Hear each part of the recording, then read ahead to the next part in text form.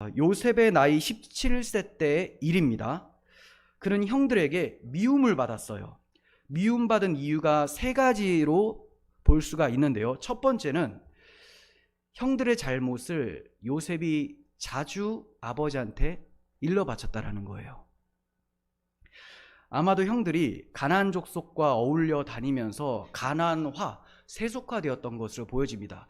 왜냐하면 본문에서는 형들이 세겜에서 양을 쳤다라고 해요. 세겜에서 양을 치면 안 되겠죠. 예전에 34장에서 세겜에서 얼마나 큰 낭패를 봤습니까? 그런데 거기에 막 어울려 다니면 세겜화, 세속화가 되는 것이죠.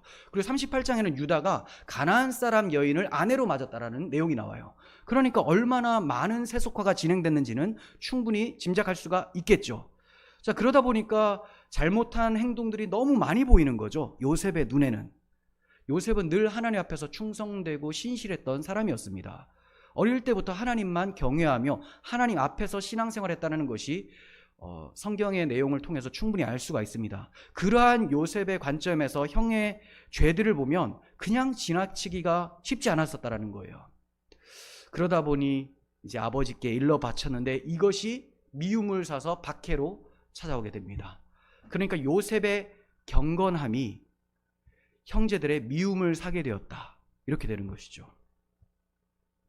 이 말씀을 대하면서 요셉처럼 형의 잘못을 일러 바치면 안 되고 덮어줘야 된다. 이런 이제 교훈의 설교를 하게 된다면 이건 초점을 잘못 맞추고 있는 것입니다. 잘못한 것이 있으면 덮어주라. 그럴 수도 있어요. 네, 그럴 수 있어요. 하지만 무조건 덮어줘야 되느냐? 어떤 때는 드러내야 될 때도 있다는 거죠. 항상 덮어주면 무법천지됩니다. 그러니까 어떤 것은 덮어줄만 하면 덮어주고 어떤 것은 이게 덮어줘서는 될 일이 아니다. 저 영혼에게 오히려 유익하지 못하다라고 할 때는 드러날 필요가 있습니다. 자, 그러니까 여기에 초점이 형들의 죄를 덮어줘야 되느냐 마느냐의 초점이 아니라는 것이죠. 요셉의 삶을 살펴보면 늘 경건했기 때문에 경건함 때문에 그가 고난을 받았다. 이것이 초점이 되어야 되는 겁니다. 성경은 인간의 죄악된 마음을 적나라하게 드러내고 고발을 합니다. 이 고발의 소환이 돼서 자신의 실체를 보는 것이 은혜예요. 누군가 내 죄를 고발했을 때 하나님께서 죄를 회개하고 다시 신앙을 회복하라는 말씀으로 받을 수 있는 사람은 복 있는 사람입니다. 저 사람이 나에게 죄를 들춰낸다. 미워 죽겠다. 저 어떻게 해버리지? 이런 식으로 하면서 형들의 마음을 이해하는 사람은 자기의 죄를 묵과하기를 원하며 계속해서 죄를 짓기를 원하는 그런 심령이 있다는 것을 알 수 있어야 되는 거예요.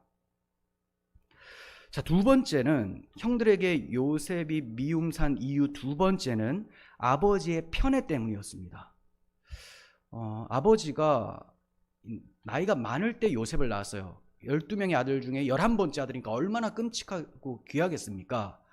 끔찍하고 귀하다고 하면 안 되죠. 끔찍히 귀하겠습니까? 그리고 특별히 사랑했었던 라헬의 아들이잖아요. 그래서 너무 편애를 했어요. 그래서 채색 옷을 입혀줬습니다. 이게 너무한 겁니다. 왜냐하면 채색 옷은 장자에게 입혀줘야 되거든요. 근데 지금 11번째 아들에게 입혀줬으니 형들 입장에서는 화가 나는 거예요. 와, 저게 지금 나하고 나이가 거의 20살 차이가 나는 것 같은데 저놈 저거 뭐지? 이런 생각 들면서 우리 아버지는 왜 저러시나? 이런 이제 불평 원망이 나온다라는 거죠. 이것이 마치 자연스럽고 당연한 듯한 모습인 것처럼 보여요. 하지만 우리는 이 당연하고 자연스러운 모습이 과연 당연하고 자연스러운 것인가? 의문을 품어야 됩니다. 사람들은 저런 편애를 받으면 미워하는 것이 당연한 것 아닌가? 이렇게 생각을 합니다. 그렇게 생각함으로 자신이 미워하는 것을 정당화시키려고 해요. 나도 저 친구가 저렇게 행동했으니, 우리 아버지가 나에게 이렇게 행동했으니 내가 미워하는 것은 당연한 것 아니냐. 이 자기의 악행이나 이 죄악된 마음을 당연시 여기기 위해서 형들의 악행까지도 덮어주려고 한다는 거죠. 성도라면 시기심과 분노가 일어나는 자신의 상태에 대해서 비정상적이라는 것을 볼 수 있어야 됩니다. 그리고 하나님께 그리스도와 같이 온유한 심령을 달라고 기도를 해야 되는 거예요. 잠언의 지혜자는 평온한 마음은 육신의 생명이나 시기는 뼈를 썩게 한다고 말씀했습니다. 시기함은 뼈를 썩게 만들어요. 자, 이제 세 번째, 요셉이 꿈을 형들에게 말을 해버렸기 때문에, 그것도 2차례나 얘기를 해버렸기 때문에 형들이 요셉을 미워했다라는 거예요. 요셉이 꿈의 내용을 형들에게 말을 하게 됐는데 그 내용이 뭔지를 먼저 말씀드리도록 하겠습니다. 요셉과 형제들이 꿈속에서 곡식단을 묻고 있었어요. 그런데 갑자기 요셉의 곡식단이 우뚝 서버리는 거죠. 그리고 나머지 11개의 곡식단이 이 요셉의 곡식단 앞에서 넙죽절을 하는 거예요.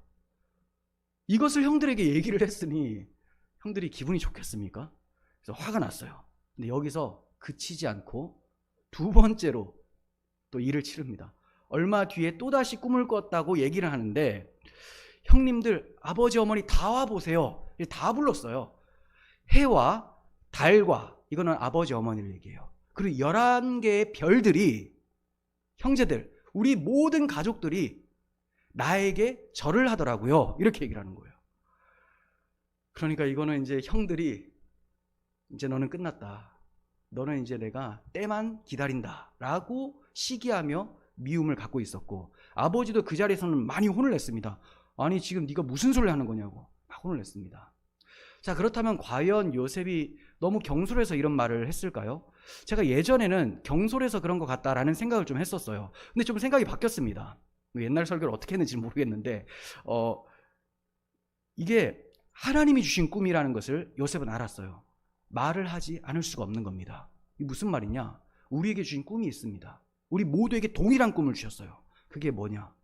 예수 그리스도와 그분의 복음이에요. 우리에게 주신 꿈입니다. 이거를 전하지 않을 수가 없어요. 주님이 이루어내신다. 주님이 하실 것이다. 이걸 전했더니 박해가 찾아오는 거죠. 그래서 요셉은 하나님의 꿈을 하나님이 반드시 이루실 것을 자기의 가족들에게 얘기를 했던 것인데 박해로 찾아오게 되는 것입니다. 이 모습이 예수님이 박해받는 모습과 굉장히 유사합니다. 죄를 고발하시는 예수님, 그리고 아버지의 사랑을 듬뿍 받으신 예수님, 복음을 전파하신 예수님의 모습이 요셉을 통해서 나타나고 있었던 거예요. 마치 예수님이 외식하는 자들의 죄를 고발했더니 그들이 예수님을 죽이기로 결심을 하죠. 또 하나님께서 죄인은 미워하고 오직 의인이신 예수님만 사랑한다라고 말씀을 하면 저 사람들이 예수님을 시기하면서 왜 내 의인은 무참히 짓밟느냐 하고 예수님을 죽이려고 합니다. 또 마치 예수님이 말씀을 선포하자 유대인들이 시기와 분노로 예수님을 죽이려고 했었던 것과 유사합니다. 그러니까 요셉은 예수 그리스도의 예표적 인물로 등장을 하고 있는 거예요. 요셉의 삶을 잘 보면 예수님이 우리를 위해서 어떠한 고난을 받으시고 어떻게 죽으시고 어떻게 우리를 구원해 주시는지, 어떻게 높임을 받으시는지를 잘 보여주고 있습니다.